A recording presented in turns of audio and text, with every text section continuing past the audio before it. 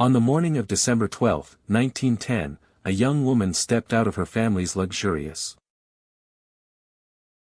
New York townhouse with a smile on her face, a book in her hand, and exactly $25 in her purse. She told her mother she would be gone for just a few hours.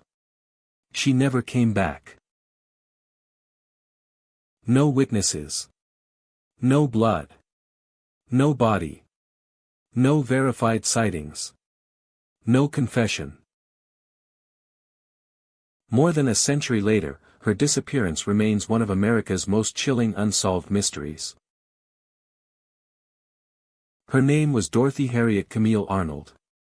And this is the story of how a woman vanished from the busiest city in the world, as if she never existed. In 1910, New York City was the beating heart of American progress. Electric lights glittered across Fifth Avenue. Horse-drawn carriages shared the streets with motorcars.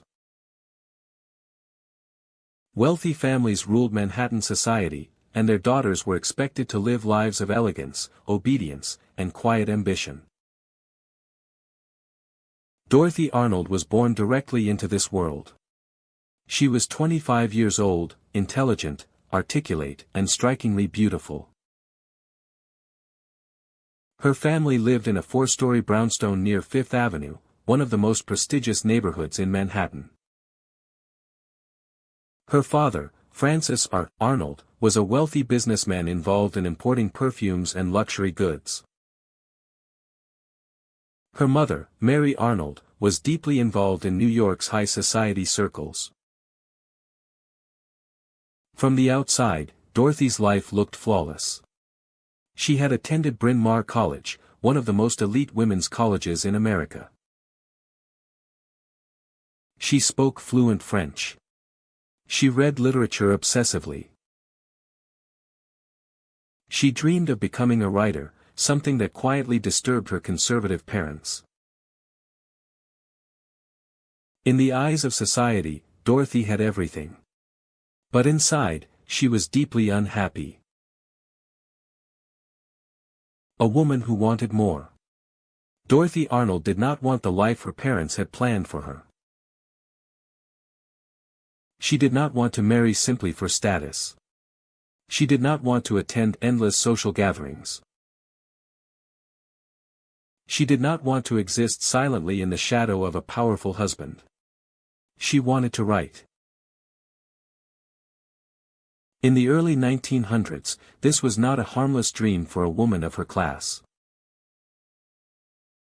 Writing, especially serious fiction, was seen as inappropriate, even rebellious. Dorothy secretly submitted short stories to magazines and publishers. Every single one was rejected. Those rejection letters crushed her. Friends later recalled that Dorothy became withdrawn, moody, and restless in the months leading up to her disappearance. She suffered from periods of depression, something her family refused to acknowledge publicly. To them, Dorothy's sadness was simply a phase. To Dorothy, it felt like a cage. December 12, 1910. That Monday morning began like any other winter day in Manhattan. Snow had not yet fallen, but the air was sharp and cold. Dorothy woke up in her childhood bedroom, dressed carefully, and joined her mother for breakfast. She told Mary Arnold that she planned to go shopping for a new evening gown. She mentioned stopping by a bookstore. Nothing about her behavior suggested finality. No emotional goodbye. No note. No argument. At around 11 a.m., Dorothy put on her coat, hat, and gloves and stepped outside. She carried one book. A small purse. $25, equivalent to several $100s today. That was the last time her family ever saw her. At approximately 2 p.m., Dorothy was seen inside Brentano's bookstore on Fifth Avenue. This sighting is crucial, because it is the last confirmed, verified moment of Dorothy Arnold's life. She browsed books calmly. She spoke politely with a clerk. She purchased a book. There was nothing unusual about her behavior. She did not appear distressed.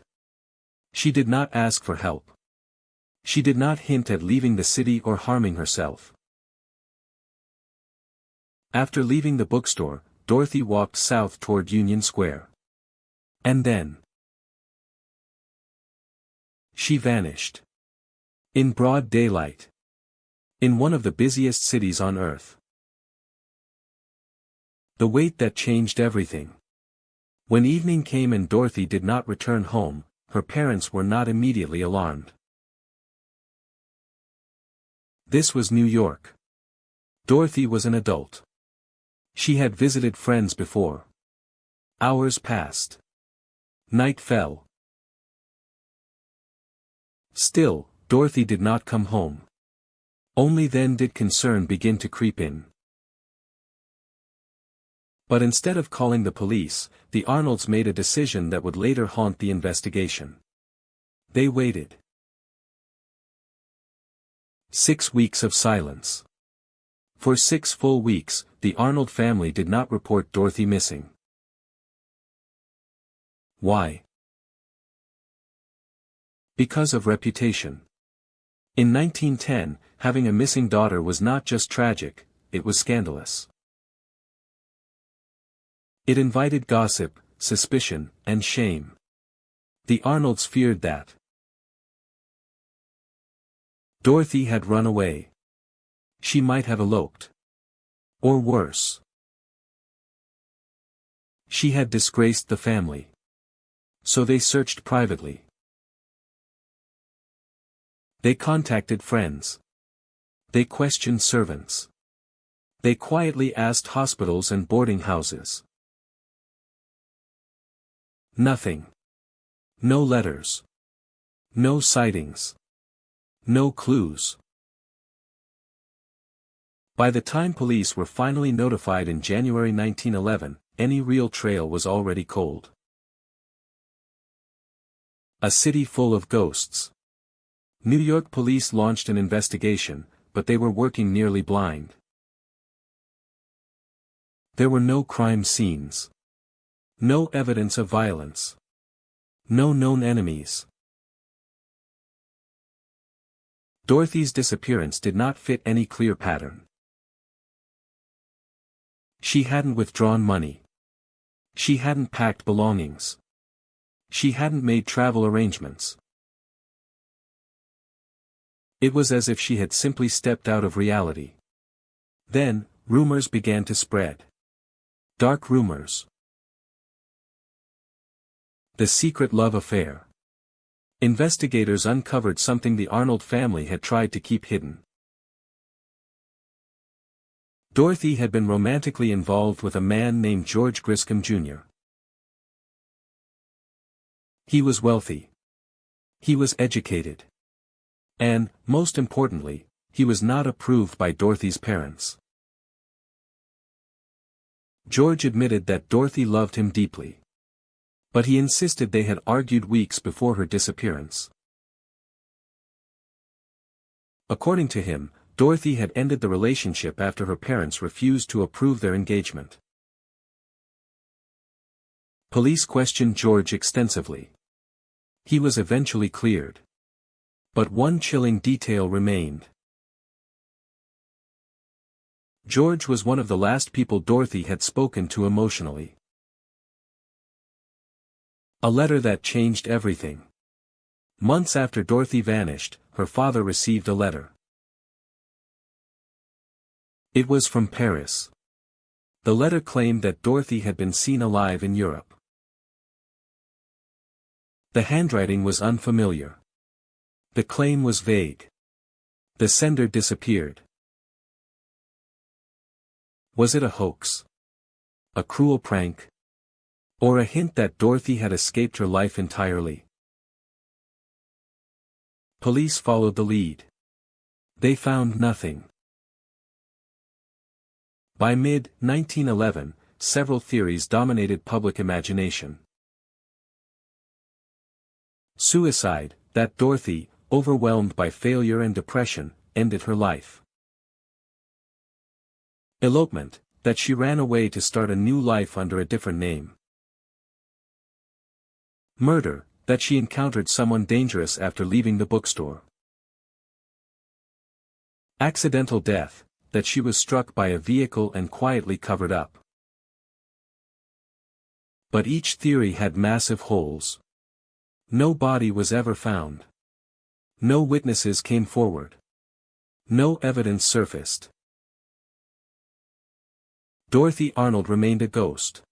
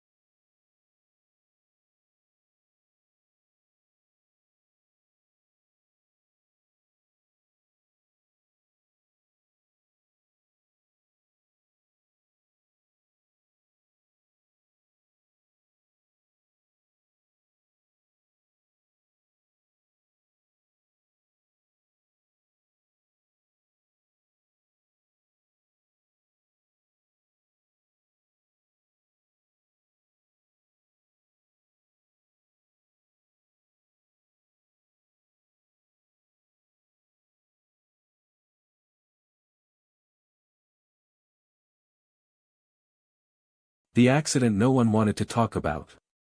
Among all the theories surrounding Dorothy Arnold's disappearance, one remained disturbingly quiet. Not suicide. Not elopement. Not murder. But accident. In 1910, Fifth Avenue was dangerous. Automobiles were new, fast, and barely regulated. Pedestrians were struck frequently. Wealthy drivers often escaped scrutiny. And when accidents involved influential families, silence followed. Investigators quietly explored a chilling possibility. Dorothy Arnold may have been struck by a vehicle, killed instantly, and covered up. The power of money. If Dorothy had been killed accidentally by someone wealthy or politically connected, the consequences would have been enormous. Scandal. Lawsuits. Ruined reputations. New York had seen such cases before. Bodies moved. Deaths mislabeled. Witnesses paid. If this happened to Dorothy, her disappearance would make horrifying sense. No witnesses. No records. No justice. Just silence bought with money. A strange report from Central Park. One obscure police note mentioned an unidentified female body recovered months later near Central Park Reservoir. The body was decomposed. Clothing was generic. No identification found. The report was closed quickly. When questioned years later, officials claimed the records were lost. Dorothy's family was never notified. Coincidence? Or deliberate erasure? The Fifth Avenue house with a secret. Another rumor refused to die. A Fifth Avenue residence, owned by a powerful family, was said to have hosted a private gathering on the day Dorothy vanished. A gathering involving alcohol. An argument. A fall. No proof ever surfaced. But servants talked. Whispers spread. And then stopped. Because servants disappeared too. Why no ransom? One glaring question haunted investigators. If Dorothy had been abducted, why was there no ransom demand? Her family was wealthy. Extremely wealthy. No kidnapper would ignore that. This eliminated one terrifying but common possibility. Which meant Dorothy's disappearance was not about money. It was about control, shame, or panic. The woman who saw her. Years later, a woman came forward with a claim. She said she had seen Dorothy in New Jersey, weeks after her disappearance. Dorothy looked different. Thin. Emotionless. She avoided eye contact. When the woman called out her name, Dorothy walked away. Police dismissed the sighting. But what if it was true? The name that vanished from records. Private investigators discovered something unsettling. After 1910, the name Dorothy Arnold seemed to vanish from public records entirely. No death certificate. No hospital records. No asylum entries. Nothing. It was as if her existence had been erased deliberately. The asylum theory. In early 20th century America, wealthy families had a terrifying solution for problem daughters. Asylums. If Dorothy had suffered a mental breakdown, she could have been committed under another name. Locked away. Forgotten. Patients often died anonymously. Families moved on. Could Dorothy Arnold have lived, and died, inside an institution? No records survive.